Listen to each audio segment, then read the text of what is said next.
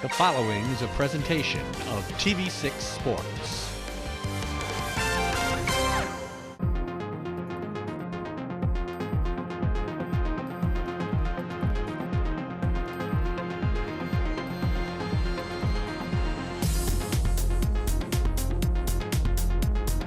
Good evening and welcome to the Winter 2016 version of UP Power. I'm Mike Ludlum. And I'm Ethan Schmidt. What I've learned in my 9 months of living in the Upper Peninsula is there's a strong sense of support, not just for each high school district by itself, but overall pride no matter which team or teams head to the Lower Peninsula for championship play. And that's one reason why we're recapping what was a very successful winter sports season in our area.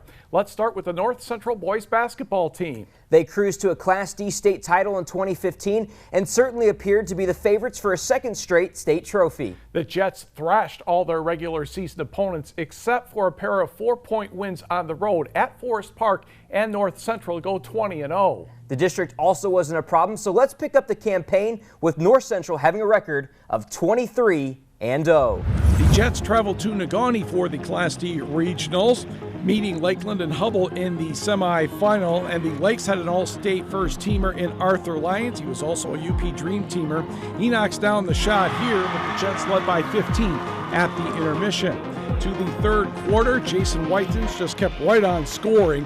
He ended up with a game-high 30. And the Jets moved on to the regional final with a 79-54 victory over Lakeland and Hubble, who only had 2 losses all season. Chris Nasserini, the Forest Park coach, could only shake his head because his team trailed by 30 in the regional final to North Central. Kyle Soderberg knocks down the shot here. That brought Forest Park within 24. The Jets would keep right on going. Dawson Bilski, the path along the baseline for the hoop and the harm, he had 14. Then Bobby Kleiman finds Troy Eckberg, and he gets the friendly bounce. And the Jets go on to win their 3rd straight regional title in much easier fashion than expected, 75-45. North Central traveled to Sault Ste. Marie for the quarterfinal against the Ottaway Cardinals. Jason Whitens had some records to break in this one. He starts with the layup off the opening tip. Then Dawson Bilski, the jumper, and North Central already led 11-5. Second quarter, Cardinals playing well. Joe Sigsby open and drains the 3. He was excited. His team only trailed by 1. That excitement died shortly thereafter because North Central went to work. Whitens, 30 points to break the school scoring record held by his uncle Tom Granquist, and the Jets picked up the 75-52 victory. Back to East Lansing to face a familiar foe.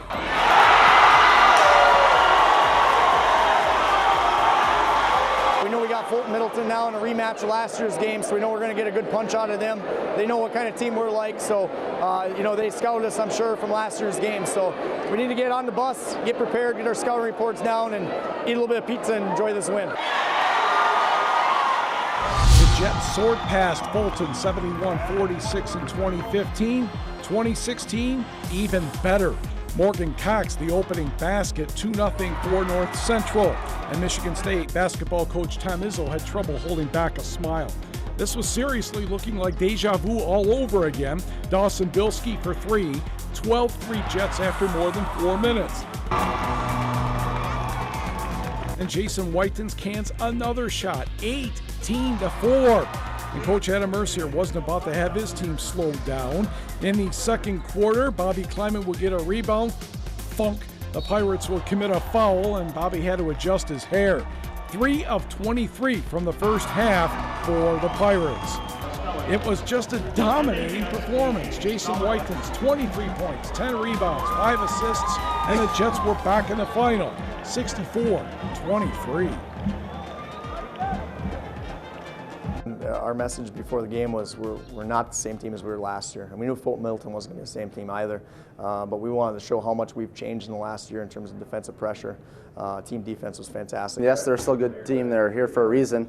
But we just played amazingly. I mean, we shot probably 60% from the field. I mean, so when you shoot that well, I mean, we're pretty hard to beat. And we run the floor, and they just couldn't keep up with us. Perfect pass to me, and I seen that they were kind of close, but I was going for it anyways. I really want to dunk here. I love this gym so much, so that was really important for me. It takes plenty of effort for the people in Powers, Spalding, Hermansville, and Wilson to travel to the Lower Peninsula. TV6's Ethan Schmidt shows us why they're one of the most loyal groups around. The community of Powers may be small on the map, but in that community is one of the most dominant basketball teams in all of Michigan. And with that team comes one of the most loyal fan bases around. The community response has been unbelievable, and it's not just been this year. It started, well, 2 years ago and even 3 years ago. The group is 80-1 now, and so since that started, it's been unbelievable. When the kids won their game downstate, the crowd, if you looked into the fans, it was all North Central just about. It was wonderful. As the Jets picked up their second consecutive state title this year, it wasn't hard to hear the roar of the crowd. But this particular crowd didn't just show up for the championship game. They were there throughout the season and into the postseason. Since they won the quarterfinal game in the Sioux, everyone just kept going. The MHSA was kind of astonished that we would just leave on a Tuesday to come down there on hoping to win a whim to win a state championship. And you know, the community is shut down, business is shut down. While most players may be worried about competing in front of their whole community, the Jets use it as fuel to win.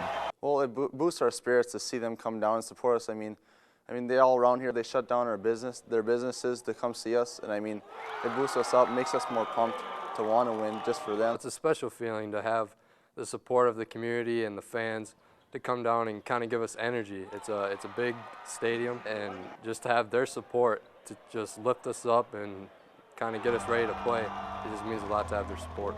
After a victory for the Jets for their second straight Class D state championship and over a 7-hour bus ride, it was time for the champs to see their fans. It was a homecoming the Jets will never forget. Coming back and seeing everyone in the gym, I mean, both sides of the gym were filled, so being able to see that as well, they supported us down there and even came back and supported us here, and so it's just great to see that our community, since we're such a small community, them to come out and just support us is the greatest feeling in the world. Oh, it was an electric feeling, you know, the moments we stepped into this gym and people just going crazy, and they're going crazy for us. That it's a great feeling to have that support and just to know that all our hard work paid off in the end.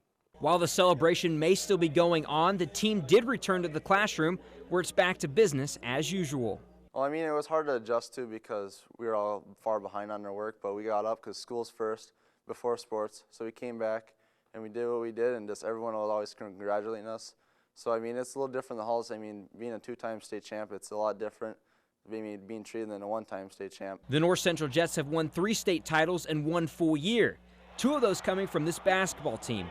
Head coach Adam Mercier said that this team has it, and whether he's referring to the talent of the team, the community, or both, one thing is for certain, there's truly something special going on in Powers. The North Central boys basketball team state championships have been a team effort, but there is one special player who has helped make this dream come true. He's the UP Class D Player of the Year and the Associated Press Class D Player of the Year. We'll meet Jason Whitens when we come back.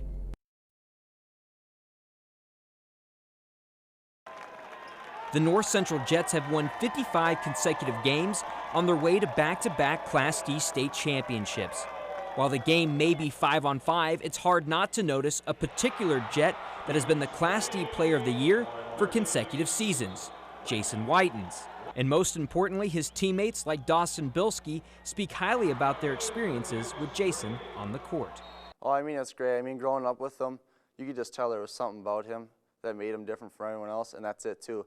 I mean, you could hit a shot from the corner or under the paint, he'll pump you up. It don't matter. Even if we're up by 50, down by 50, he'll still be there to pump you up. And while Jason will be the first to talk about the success of his team, it was time to sit down one-on-one and talk about him.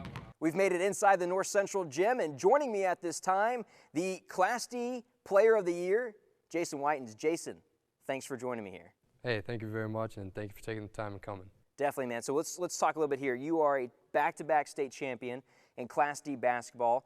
North Central as a whole is back-to-back state champs and a 3-time state champion if you include 8-man football, starting from in a whole calendar year. How does that feel to be a part of all 3 of those teams? Oh, it feels great, you know. Growing up as a young kid with my friends, just talking about reaching the highest goal possible, which is winning a state championship in high school. And just with these group of guys doing it in basketball, football, and then basketball again, it truly means a lot. With all the success that this team has had for the past 2 seasons, it's crazy to think that a player like Jason Whitens and most of his teammates are all juniors. So Jason, you guys are still have several players going to be returning next season, and there is a record that is huge in the UP and huge in the state of Michigan. It's the consecutive win streak. Obviously, as a team, you guys are 11 games away from that. What would it mean to you as a team if you guys were able to go out and accomplish that and keep your winning streak going for even longer? Oh, that'd be a great goal to achieve.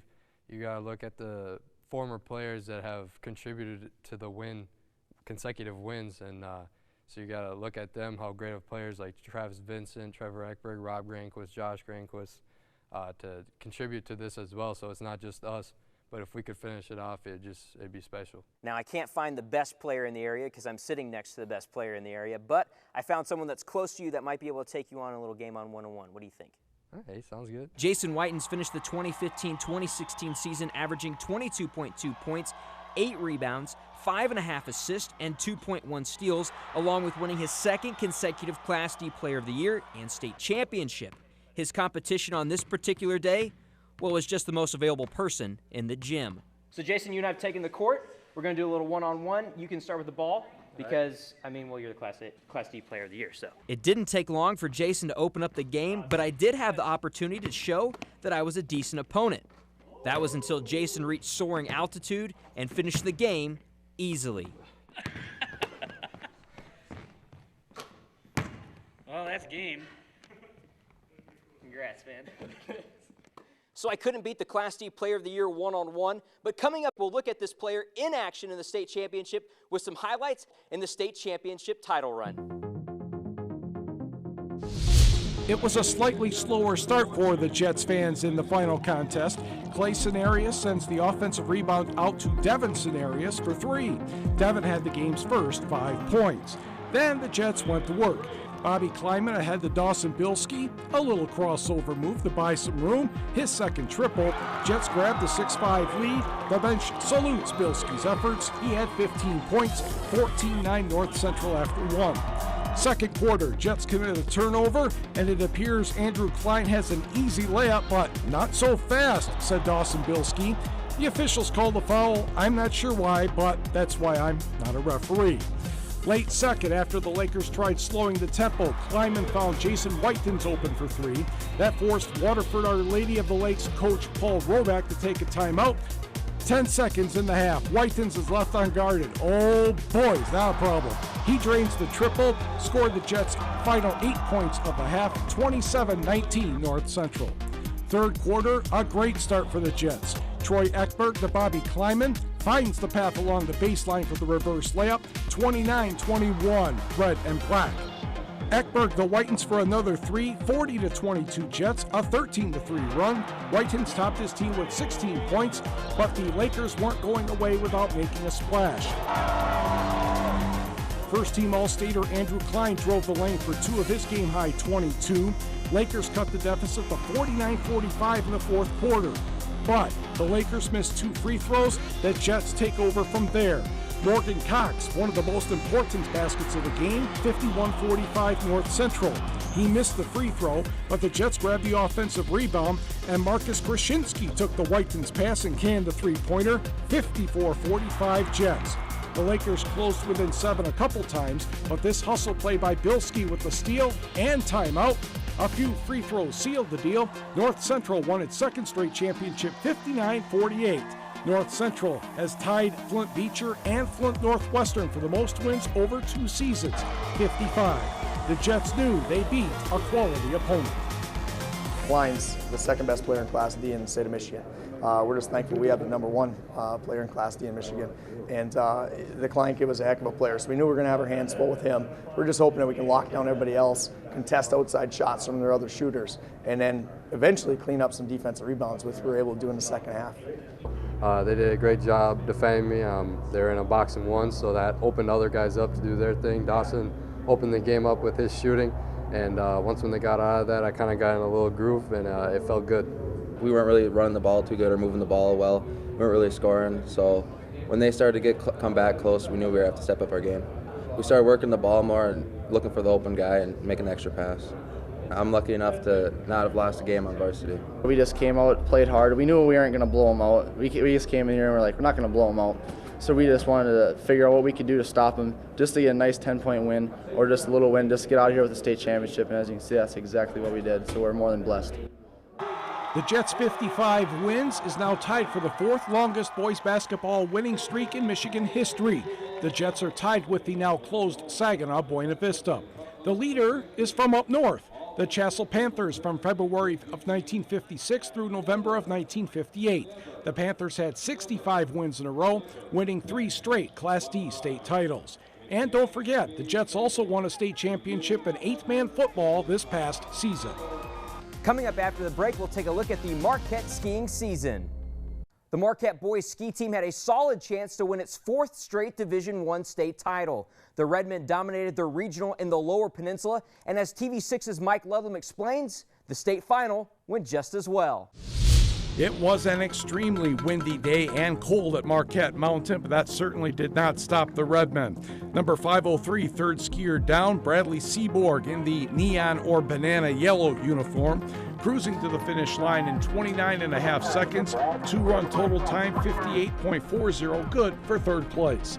His teammate, Joe Weber, number 515, had the best time of both runs, which means, yes, a giant slalom state champion, 57.54. He was about half a second faster than the runner-up. Redmen were not done, though. Drew Thomas was 4th in the GS, 0.4 of a second behind Seaborg at 58.8. And Nathan King, he came in 8th place with a time of 1 minute, 65/100ths of a second.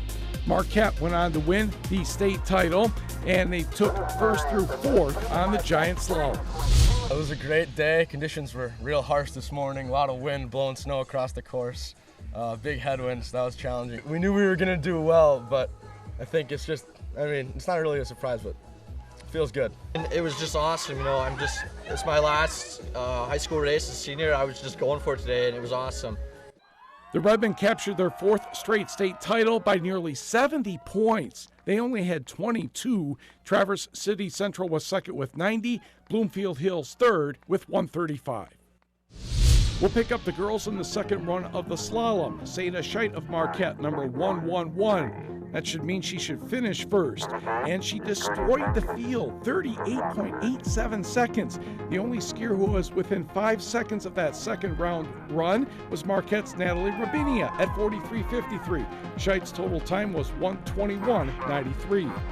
Number 133 is Marquette's Hannah Johnson, had the 3rd best time of the 2nd round. Johnson's time was 44.41 for a total of 127.15, good for 3rd place. Here's Natalie Robinia, number 104, 43.53 on her 2nd run, good for 5th place at 1 minute 30.75 seconds. The Bradettes had the lead after the slalom, and Marquette also went on to claim the Division I state title. I don't really like going too fast. One of my skills is having quick feet, and with slalom you need to have quick feet to make the transitions between the turns. We did really well today. In slalom we got 3 top 5 finishes out of 6 girls. Remember, the Marquette girls were 3rd at their regional, but good enough to win their 1st state title since 2009. They had 84 points.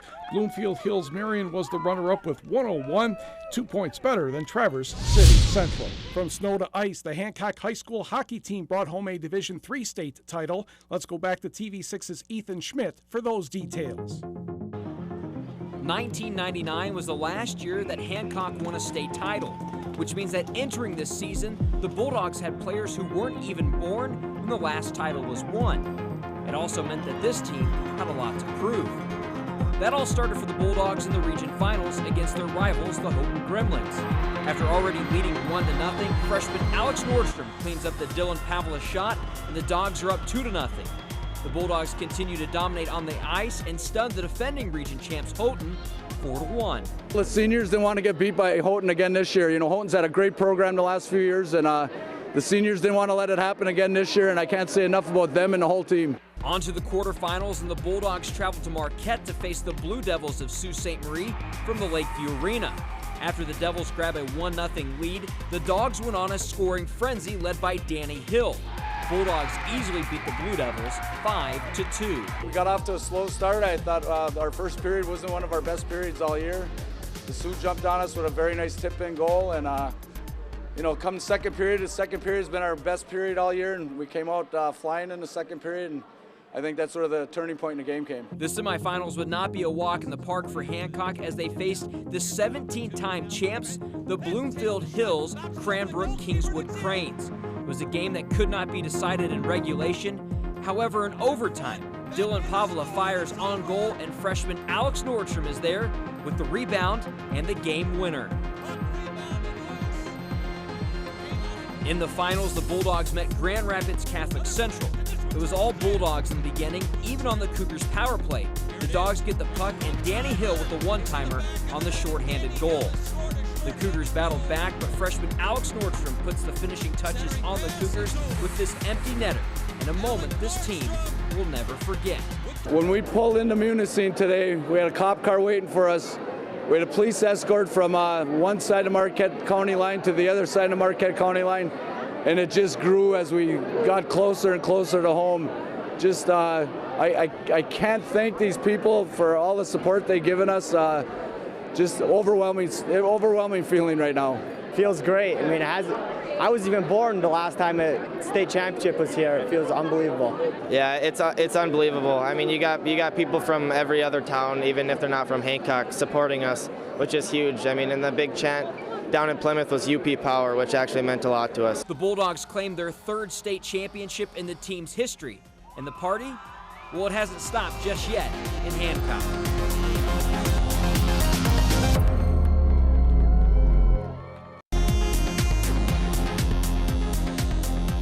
Thanks for joining us for this edition of UP Power. We'll continue this series when the Upper Peninsula has another outstanding sports season. Until then, enjoy the nice weather. Good night.